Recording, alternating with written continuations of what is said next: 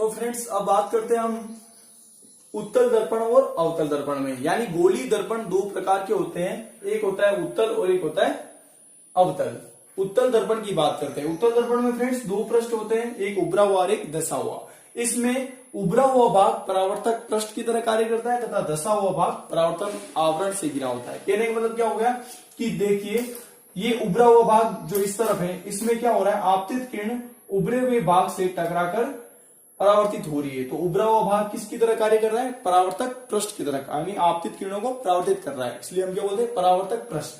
तथा धंसा हुआ भाग, जो उस साइड में धंसा हुआ भाग है उत्तल दर्पण में, उस तरफ एक पॉलिश की जाती है, इसलिए हम क्या बोलते हैं, परावर्तक आवरण। और जो किससे बना होता है, सिल्वर तथा एल्यूमिनियम का एक मिक्सचर होता है। तो इसमें उभरा हुआ भाग तो परावर्तक पृष्ठ आवरण, परावर्तक पृष्ठ की तरह कार्य करता है तथा धंसा हुआ भाग परावर्तक आवरण की तरह कार्य करता है, इसलिए हम क्या बोलते हैं, उत्तल दर्पण बोलते हैं। उत्तल दर्पण आपतित किरणों को विभिन्न दिशाओं में फैलाता है, जैसे कि ये किरणें जा रही है और टकराने के पश्चात फैले जा रही है, यानी ये दर्पण क्या करता है, आपतित किरणों को फैला देता है, इसलिए हम बोलते हैं अभिसारी दर्पण। क्या बोलते हैं फ्रेंड्स, अभिसारी दर्पण। और ये कैसा होता है, उत्तल दर्पण होता है। अब अवतल दर्पण की बात करते हैं। अवतल दर्पण की बात करें फ्रेंड्स, तो ये इसमें जो धंसा हुआ भाग होता है वो परावर्तक पृष्ठ की तरह कार्य करता है, यानी आपतित किरणें जो धंसा हुआ भाग है उनसे टकराकर परावर्तित होगी, इसलिए धंसा हुआ भाग कैसा होता है, परावर्तक पृष्ठ की तरह, तथा उभरा हुआ भाग परावर्तक आवरण की तरह। यानी अवतल दर्पण में उभरे हुए भाग की तरफ परावर्तक आवरण चढ़ाया जाता है तथा धंसे हुए भाग परावर्तक पृष्ठ की तरह कार्य करता है। ये कैसा होता है, अवतल दर्पण होता है। अवतल दर्पण की बात करें तो ये कैसा होता है, आपतित किरणों को दर्पण के धंसे हुए भाग से टकराने के पश्चात एक निश्चित दिशा पर मिला देता है। यानी आपतित किरणें अवतल दर्पण पर जब गिरेगी तो वो आपतित किरणों को एक निश्चित दिशा पर, परावर्तन के पश्चात निश्चित दिशा पर परावर्तित किरणों को एक बिंदु पर मिलाएगा, इसलिए इसे हम बोलते हैं अपसारी। कैसा बोलते हैं, अपसारी। यानी कि कहने का मतलब क्या हो गया, ये परावर्तित जो किरणें हैं प्रकाश किरणों को, उनको एक बिंदु पर मिलाने का काम करता है, इसलिए इसे अपसारी दर्पण भी कहते हैं। अपसारी दर्पण कैसा होता है, अवतल दर्पण को ही हम क्या बोलते हैं, अपसारी दर्पण। अब हम जानते हैं गोली दर्पण से जुड़ी कुछ परिभाषाओं के बारे में, तो देखते हैं।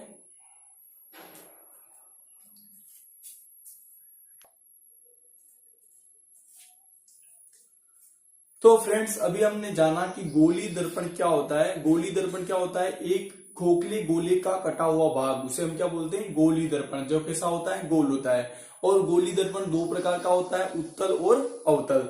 अब हम बात करते हैं गोली दर्पण से जुड़ी कुछ परिभाषाओं के बारे में। तो फ्रेंड्स ध्यान से देखिएगा, ये परिभाषाएं आपको मुंह पर याद होगी।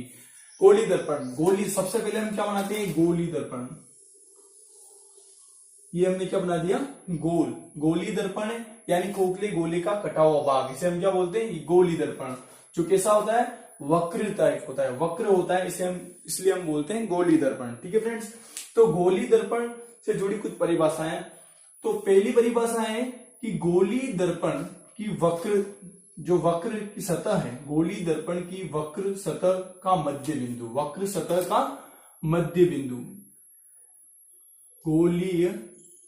गोली वक्र सतह का मध्य बिंदु को हम क्या बोलते हैं, ध्रुव बोलते हैं। ध्रुव क्या बोलते हैं फ्रेंड्स, ध्रुव, जिसे हम P से दर्शाते हैं। कहने का मतलब क्या है कि ये गोली दर्पण है और ये इसकी पृष्ठ है, ये क्या है, इसकी वक्र पृष्ठ है, और वक्र पृष्ठ का मध्य बिंदु ही क्या कहलाता है, ध्रुव कहलाता है। जैसे ये वक्र पृष्ठ है, इसका मध्य बिंदु ये है, ये वक्र पृष्ठ, इसका मध्य बिंदु ये है, और ये वक्र पृष्ठ, तो इसका मध्य बिंदु ये है। तो हम एक वक्र पृष्ठ को लेते हैं कि गोलीय दर्पण की वक्र पृष्ठ का मध्य बिंदु क्या कहलाता है, ध्रुव कहलाता है। ठीक है फ्रेंड्स, अब जिस गोली दर्पण, जो गोली दर्पण है, गोली दर्पण का मध्य बिंदु, ये क्या है, मध्य बिंदु, गोली दर्पण का मध्य बिंदु, इसको क्या बोलते हैं, वक्रता केंद्र। क्या बोलते हैं फ्रेंड्स, वक्रता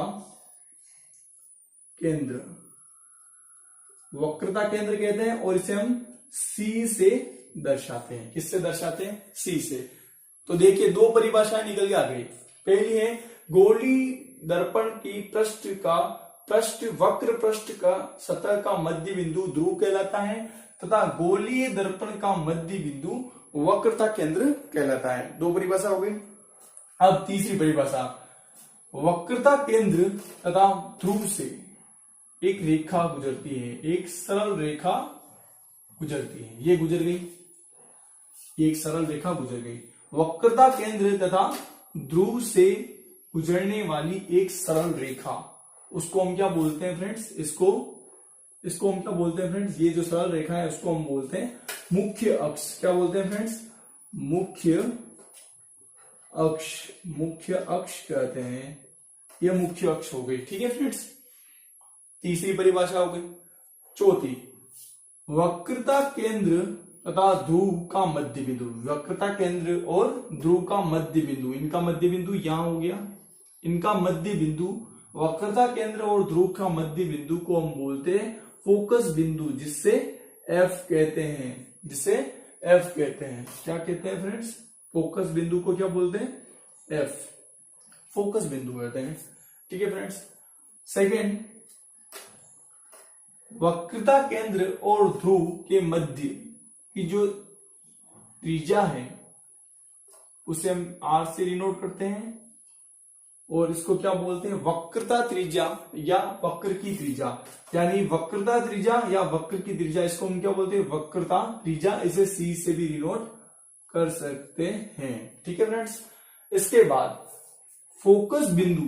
फोकस बिंदु क्या बोलते हैं? फोकस बिंदु की परिभाषा क्या हुई? वक्रता केंद्र और ध्रुव के मध्य स्थित बिंदु को फोकस बिंदु कहते हैं। फोकस बिंदु और ध्रुव के मध्य की दूरी, ये दूरी स्मॉल एफ, ये कैपिटल एफ है और ये स्मॉल एफ है, और इसे हम क्या बोलते हैं? फोकस दूरी। क्या बोलते हैं फ्रेंड्स? फोकस दूरी। तो फ्रेंड्स कितनी परिभाषा आ गई हमारे पास? 4-5 परिभाषा आ गई। पहली शुरू से देखते हैं, ध्रुव की परिभाषा। ध्रुव की परिभाषा क्या हो गई कि गोलीय दर्पण की वक्र पृष्ठ का मध्य बिंदु ध्रुव कहलाता है, जिसे पी से डिनोट करते हैं। ठीक है। दूसरी परिभाषा वक्रता त्रिज्या की। गोलीय दर्पण का मध्य बिंदु वक्रता केंद्र कहलाता है, जिसे सी से कहते, सी से दर्शाते हैं। ठीक है। फोकस बिंदु की, फोकस बिंदु क्या हो गया कि वक्रता केंद्र और ध्रुव का मध्य बिंदु फोकस बिंदु कहलाता है, जिसे कैपिटल एफ से दर्शाते हैं। ठीक है फ्रेंड्स। अगली, मुख्य अक्ष तथा ध्रुव या फोकस बिंदु से होकर गुजरने वाली एक सरल रेखा। कह सकते हैं कि वक्रता केंद्र और ध्रुव से गुजरने वाली एक सरल रेखा को हम क्या बोलते हैं? मुख्य अक्ष कहते हैं। ठीक है फ्रेंड्स, मुख्य अक्ष कहते हैं, जिसे हम एक्स से डिनोट कर सकते हैं। एक्स क्या बोलते हैं? एक्स से डिनोट कर सकते हैं। तो मुख्य अक्ष हो गई। ठीक है। उसके बाद फोकस बिंदु तथा ध्रुव के मध्य की दूरी को हम फोकस दूरी कहते हैं, इसे स्मॉल एफ से दर्शाते हैं। ठीक है फ्रेंड्स। इसके बाद है वक्रता त्रिज्या। तो हम बोलते हैं वक्रता केंद्र और ध्रुव के मध्य की दूरी को वक्रता त्रिज्या कहते हैं। कह सकते हैं कि वक्रता त्रिज्या फोकस दूरी की कितनी होती है? दुगनी होती है। कहने का मतलब क्या हो सकता है कि वक्रता त्रिज्या फोकस दूरी की कितनी होती है? दूरी सी, दो गुना ज्यादा होती है, यानी c बराबर 2f। c बराबर 2f है ना। यानी वक्रता त्रिज्या जो है वो फोकस दूरी की दुगनी होती है। यानी आपको कह दें कोई कि यदि किसी की वक्रता त्रिज्या 4 है, वक्रता त्रिज्या 4 दी जाए, तो फोकस दूरी कितनी होगी? फोकस दूरी का मान रख दो 2f, और f बराबर 4/2 यानी 2 आदि होगी। और अगर आपको बोल दें कि फोकस दूरी 4 है तो वक्रता त्रिज्या ज्ञात करें, तो मान रख दीजिए फोकस दूरी 2 × 4 यानी 8, ये क्या होगी? वक्रता त्रिज्या हो गई। ठीक है फ्रेंड्स।